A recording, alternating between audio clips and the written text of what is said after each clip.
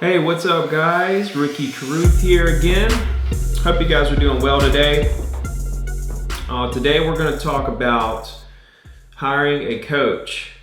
Okay, I'm going to give you guys kind of a little backstory of mine with when I hired a coach and kind of tell you guys what I think the bottom line is with coaches. Okay, for one thing, you got to be kind of careful too with who you pick as a coach. There's a lot of garbage out there.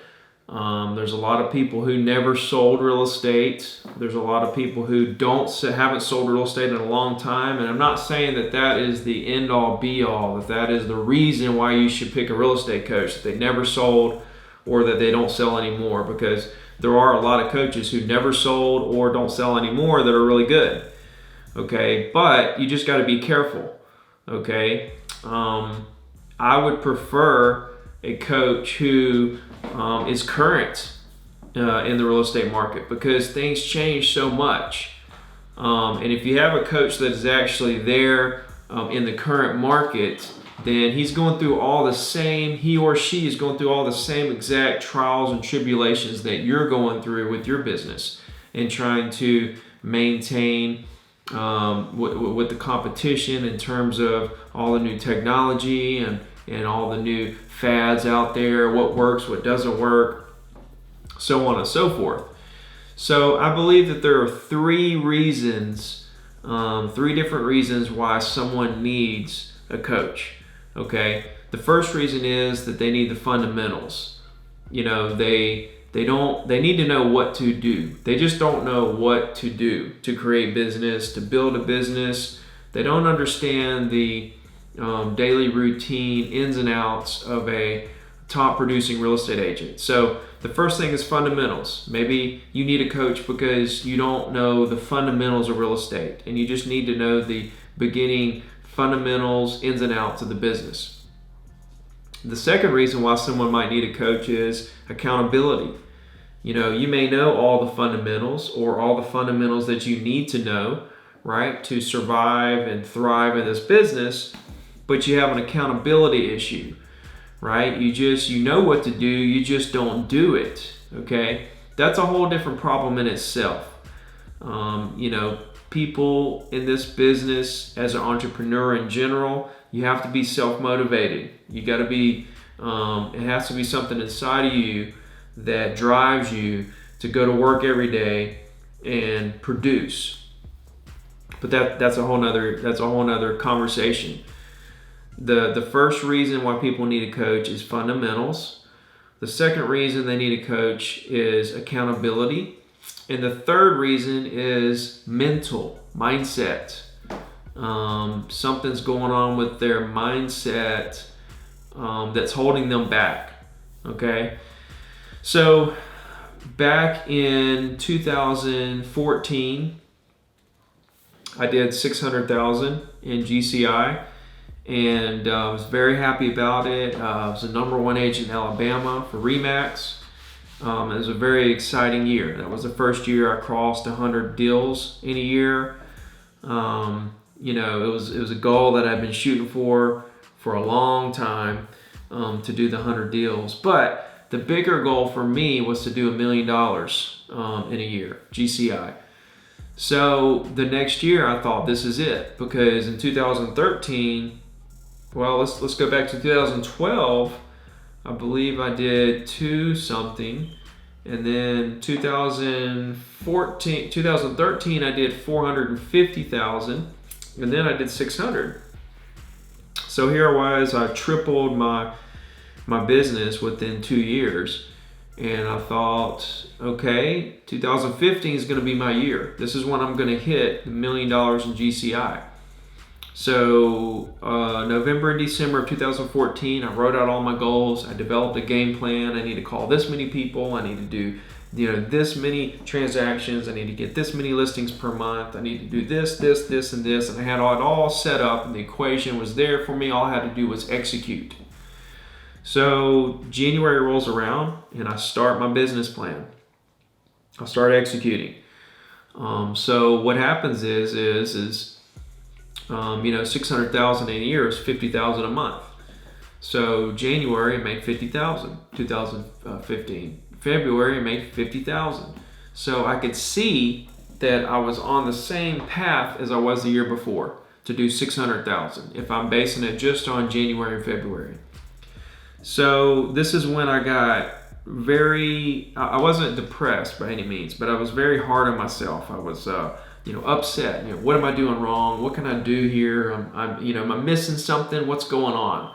Why can I not do what I want to do? I have the plan right here. How come I cannot get to $1 million? What's going on? And that's when I started doing, some more reading, research. I started watching, I started looking at the agents that were doing, hundreds of millions in sales per year as a single agent. I was looking at, I was reading, I was watching YouTube. I was doing everything I could do to learn, where I was going wrong. I'm the hardest working guy in the business. I adapt, very well. You teach me something one time and I got it. Why can I not get from where I am to where I want to be? So that's when I started looking at coaches. Okay. I was kind of hard on myself. I was not happy. I was not happy by any means. And that's when I started looking at coaches. So I ran across a coach. I did a lot of research on a lot of coaches, and I ran across a coach. And long story short, I hired the coach. This is a pretty big coach, and I asked to be coached by him directly, not one of the guys under him. I told him what my game plan was. I did 600. I'm trying to get to $1 million, and I'll do anything it takes to get there. So I entered into the coaching relationship thinking in my mind that it was fundamentals. I thought I'm doing something wrong. It's something with, my daily habits or something I'm doing that's preventing me from getting where I want to be. It's got to be something, it's got to be actions that I'm not, so I'm missing something somewhere fundamentally. So as I'm being coached by this guy, he starts to coach me on my phone scripts and objection handlings and a call for sale by owners and expireds, basically the same merry-go-round coaching that just about every coach does, the expires and for sale by owners, something I don't do. But I thought maybe because, I can't get where I want to be, maybe that's the missing puzzle. Maybe I need to start doing for sale by owners and expires. Maybe I need to figure that out. Maybe that's where I'm going wrong. I'm not opening my door to different avenues of business. So I went down that road for a little while. And as we're talking every week, me and my coach, little by little, I'm starting to realize that where I'm at is a great place. 600,000 is great. And because I'm so hungry to do better, it's only a matter of time before I'm going to get where I want to be. So little by little, I started to realize it wasn't fundamentals that was tripping me up. It was my mindset, right? So I went from taking on the coach, thinking it was fundamentals, to slowly starting to realize it wasn't fundamentals. I needed a coach for the mindset, the mentality that I had where I was down on myself so hard. So that's when I realized what was going on. And that was that I didn't have a reason to be hard on myself. I was doing great and I'm going to get where I need to be. I just have to be patient, right? So if you watched one of my earlier YouTube videos, the 4 keys to long-term success is to believe, work hard, adapt, and the last one, be patient. And that's the one that I lacked. I was good everywhere else. I believed I could do it. I worked hard enough to do it. I'm very good at adapting, but I wasn't patient enough. I wanted it now. I wanted it when I wanted it, right? I didn't understand the concept of working hard and being patient yet. And so that's what I learned through the coaching experience I had, which lasted 4 months. And I realized that it was a mental problem, not a fundamental problem or an accountability problem. And that I needed to continue on the path I was on, but I needed to learn more patience. So from 2014, 15, 16, 17, 2017, I crossed $1 million a year in GCI. So it didn't happen in 15. It didn't happen in 16. It took 3 years from that point. But the good thing is that I was patient and that I didn't let it upset me that I wasn't getting where I wanted to be. I did 600 that next year in 2015. Then I did 750. Now I'm going to do 1.1, somewhere around there. So patience is absolutely a key factor. You have to have all 4 keys to long-term success. Believe you can do it, work hard, adapt, be smart, and have patience. So if you look at people and you see that they're not successful, right, short or long term, you can normally figure out which 4. I could talk to somebody for 5 or 10 minutes and figure out which 4 of these key principles they lack in that's holding them back. So when you hire a coach, be careful.